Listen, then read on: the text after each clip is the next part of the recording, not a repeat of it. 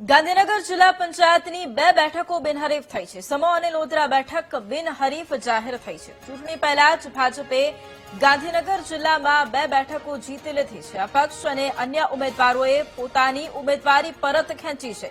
સમો બેઠક પર ભાજપના ઉમેદવાર ભરત ચૌધરી બિનહરીફ થયા છે. લોધરા બેઠક પર ભાજપના કલ્પેશ પટેલ બિનહરીફ થયા છે. માણસા તાલુકા પંચાયતની 5 બેઠકો પણ બિનહરીફ થઈ છે. વરસોડા, ચરાળા 1, ચરાળા 2, બાલવા અને વેડા બેઠક બિનહરીફ થઈ છે. તો સ્થાનિક સ્વરાજ્યની ચૂંટણી પહેલા આ એક મોટો ફાયદો ભાજપને. અને આજ મુદ્દે સંવાદદાતા મેહુલ આપણી સાથે લાઈવ જોડાઈ ગયા છે. મેહુલ, 26 તારીખે મતદાન યોજાવાનું છે સ્થાનિક સ્વરાજ્યની ચૂંટણી માટે, પરંતુ એ પહેલા જ અનેક બેઠકો છે જે બિનહરીફ થઈ અને ભાજપના ફાળે જઈ રહી છે. ગાંધીનગરમાં પણ એ જ પરિસ્થિતિ, માણસામાં પણ એ જ રીતે ભાજપના ફાળે 5 જેટલી બેઠકો બિનહરીફ ગઈ છે. શું સ્થિતિ?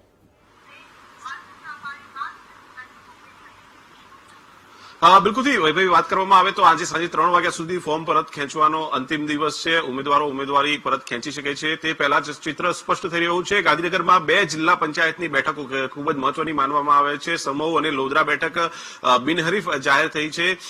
જે કોંગ્રેસ અને અન્ય જે પક્ષના જે ઉમેદવારો છે જેમણે ઉમેદવારી કરી હતી તેમના ફોર્મ પરત ખેંચાયા છે.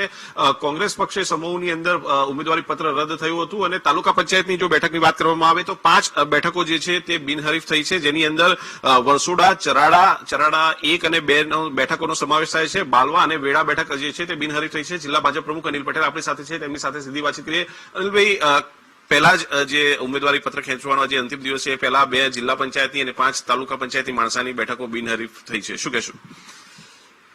બરાબર છે કે માણસા તાલુકો પહેલેથી ભાજપનો ગઢ રહ્યો છે અને જે રીતે અત્યારે જે પરિસ્થિતિ છે, સમગ્ર ગુજરાતની પરિસ્થિતિ છે કે ભાઈ બધે જ કેસરીઓ જયારે લહેરાવાનો છે ત્યારે માણસા વિધાનસભામાં પણ સમો અને લોધરા આ બંને બેઠકો બિનહરીફ થઈ છે. 5 તાલુકા પંચાયતની બેઠકો પણ બિનહરીફ થઈ છે અને હજી ચરાડા 1 જે બેઠક છે જિલ્લા પંચાયતની અને સોલૈયા બેઠક તાલુકા પંચાયત એ પણ 3 વાગ્યા પહેલા બિનહરીફ જાહેર થઈ જશે. અન્ય નગરપાલિકાઓની પણ બેઠક છે, ત્યાં પણ ઓપરેશન થઈ રહ્યા છે. તાલુકા પંચાયત છે, દહેગામ, કલોલ તાલુકા પંચાયતની પણ બેઠક થઈ રહી છે. ત્યાં પણ આ સ્થિતિ જોવા મળતી હશે, કારણ કે 3 વાગ્યા સુધીનો સમય છે. ભારતીય જનતા પાર્ટી કેટલાક જે ઉમેદવારો છે તેમના સંપર્કમાં છે અને સ્થિતિ એવી થઈ છે કે કેટલાક નગરપાલિકાના જે સભ્યો છે કોંગ્રેસ તેણે અજ્ઞાતવાસ પર લઈ જવા પડ્યા છે. સાચી વાત છે કે અત્યારે મારી નગરપાલિકા કલોલમાં પણ 7 જેટલા મારા ઉમેદવારો બિનહરીફ થઈ ગયા છે અને બપોર સુધીમાં ડબલ ડિજિટમાં એ આંકડો પણ પહોંચી જશે. જે રીતે કાર્યકર્તાઓનો ઉત્સાહ છે અને જે રીતે અહીંયા કોંગ્રેસના સુપડા સાફ થવાના એ નિશ્ચિત છે, ત્યારે ભારતીય જનતા પાર્ટીનો પ્રત્યેક કાર્યકર્તા હજી પણ 3 વાગ્યા સુધી ઘણી બધી સીટો બિનહરીફ થાય એ મારી પોતાની એવી લાગણી છે. ભાઈ, તો 2 જે જિલ્લા પંચાયત, 5 તાલુકા પંચાયત છે માણસાની અંદર બેઠકો આવે છે તે બિનહરીફ થઈ છે. કલોલની અંદર પણ જે બેઠકો છે તેની અંદર કેટલાક ઉમેદવારો સાથે સીધા સંપર્કમાં હોવાનું તેમનો દાવો છે અને તેમાં પણ બેઠકો બિનહરીફ થશે અને આંકડો વધશે તેવું તેમનું માનવું છે. જી બિલકુલ, આભાર મેહુલ જોડાવા માટે અને તમામ જાણકારી માટે.